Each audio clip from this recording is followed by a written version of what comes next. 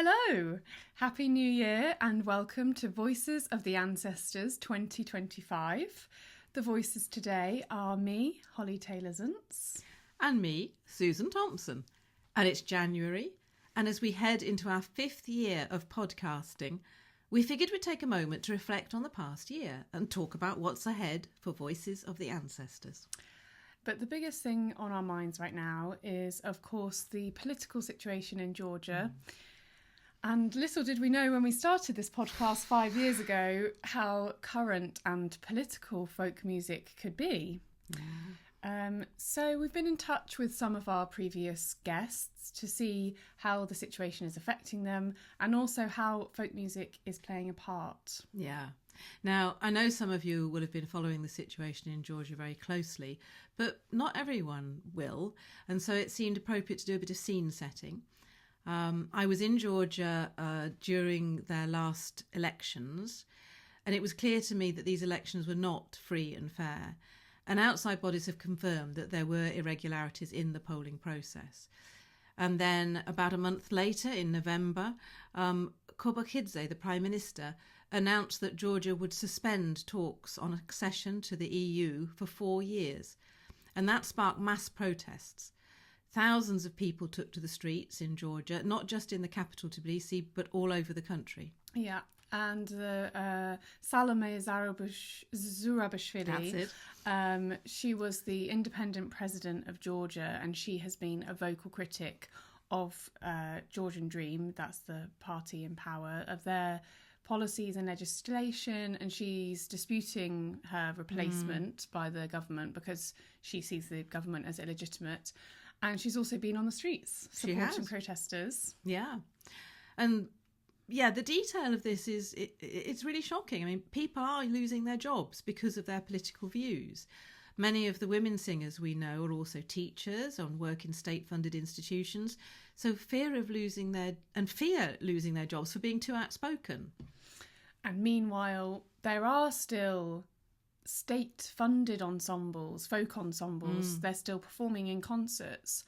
And most, if not all, of the state-funded ensembles are men, interestingly. Yeah. And as usual, things are nuanced. I've heard of some ensembles that have taken part in concerts, but then have donated the money they were given to the protests. Oh, wow. So, you know, things are much more... It's not black and white. It's not black and white, It no. so isn't black and white.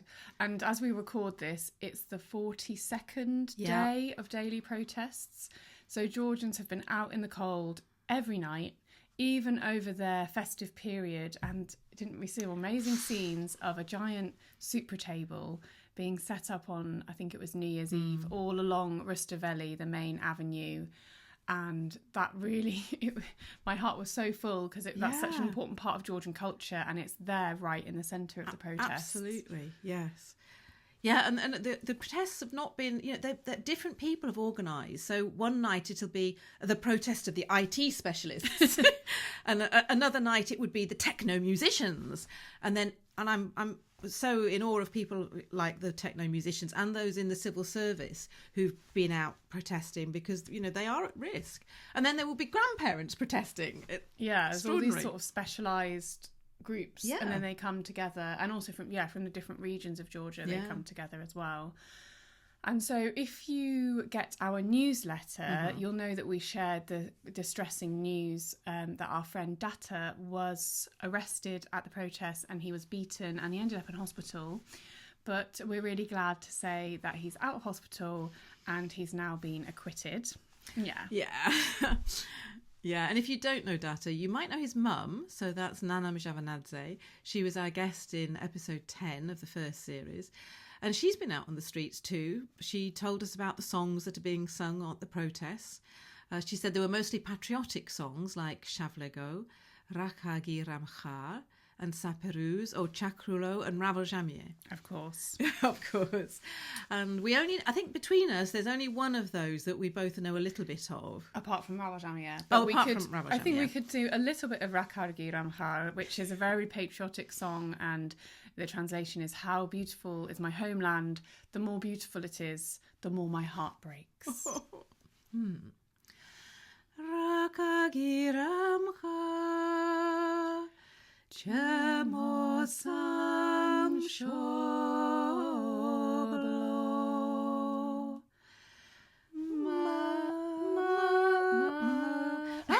Magram ram dena mshweni eliha im dena dobro migde baguli.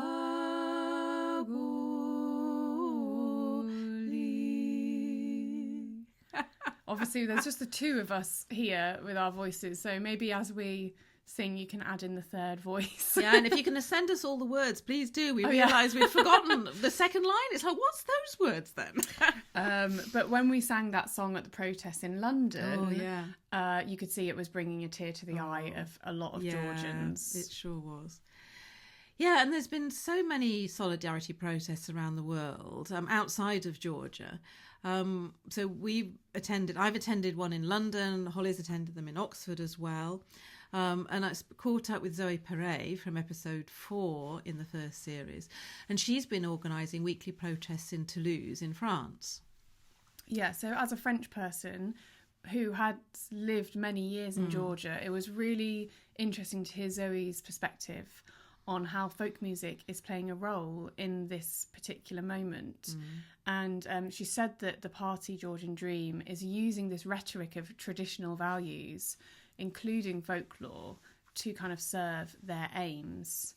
And at the same time, outside on the streets, the demonstrators can be found singing and dancing to show how they love their country and its culture, and that there could be even more of that happening. Yeah, and Zoe was identifying that she felt because music and folk singing has such a huge political power, that it can strengthen people's fight for their own freedom and democracy.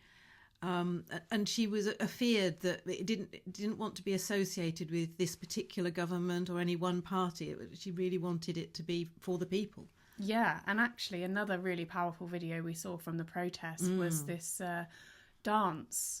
It's a war dance called Horumi from Ajara, and it was absolutely incredible to see that it was led by professional dancers, yeah, I think so. But behind the professional dancers, there were thousands of regular, everyday people performing this war dance on Rustaveli at the protests. And that was really like a moment of folk being for the folk, not just for trained performers, and having a purpose and having a moment. Yeah, it so was. Yeah, and Zoe, because she's just got such a depth of knowledge of Georgian folk music, she was saying that she didn't think there isn't a category of Georgian folk music called protest songs. Just doesn't exist. But there are these defiant battle songs that people associate with these moments of protest.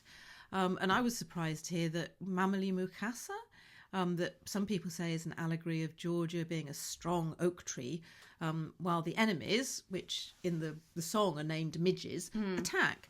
So, yeah, I'd never thought of Mameli Mukasa being a battle song, but... Mucha tsonsi lebs, Mameli Mukasa, tsonsi lebs da zeig selber, Mameli Mukasa, Aral meda, Mameli Mukasa, Aral meda, Mameli Mukasa.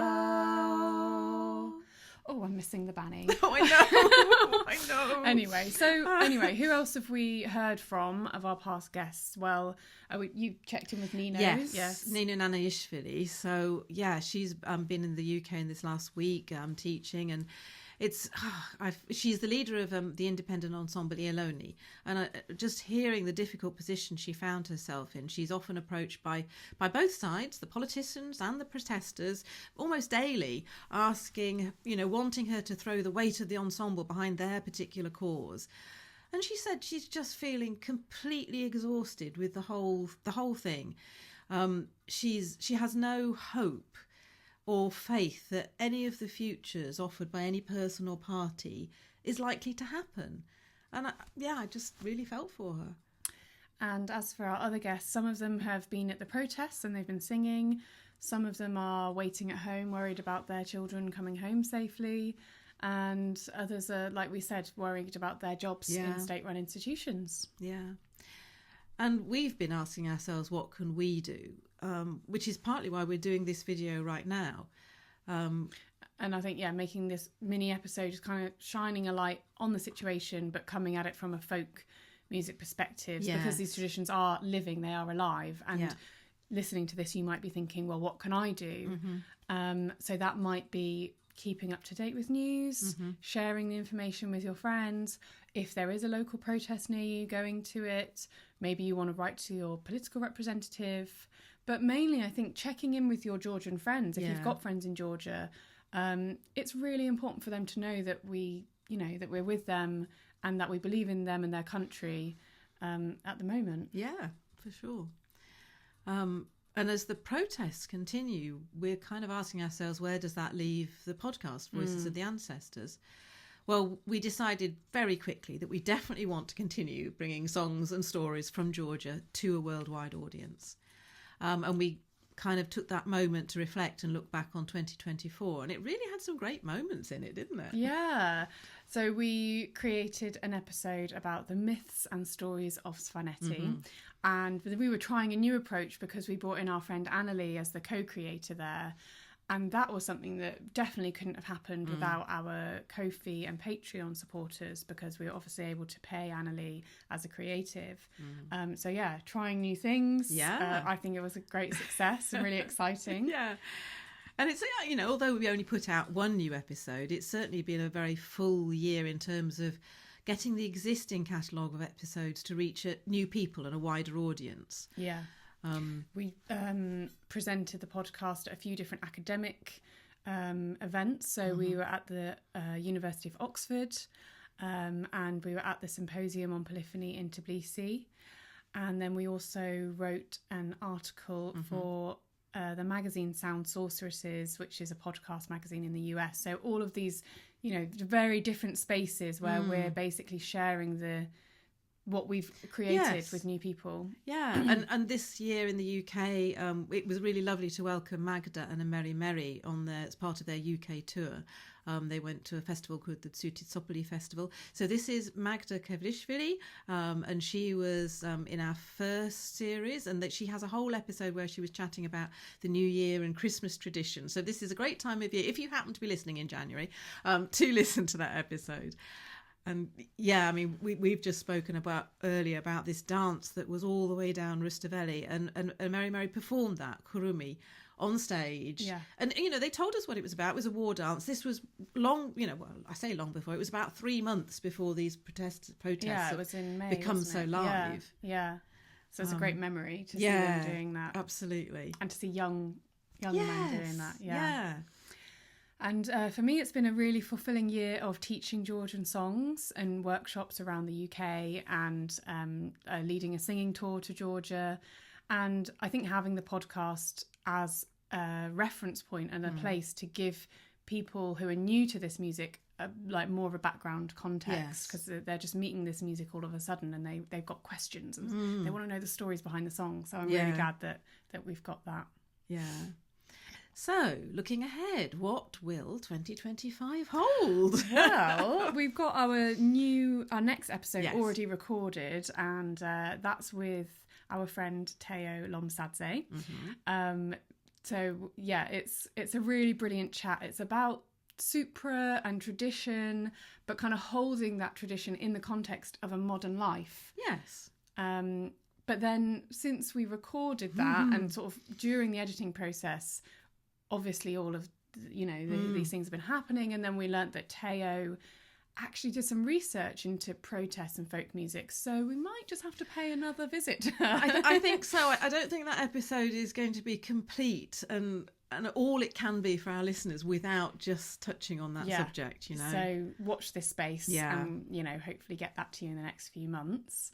And then I'll be leading another singing tour in August, so I'll be catching up with our previous guests, the Chamgelianis and Khatia. So they're two mountain areas, so Chamgelian is Svaneti and Khatia in Ajara. Yeah, and when we interviewed Khatia, she was only 17. Oh, I know. And so if you haven't listened to that episode, do go back. It's a real moment in history. Yeah, it's so true. It's so true. And as always, we have so many more ideas than we have time, energy or money to put things together.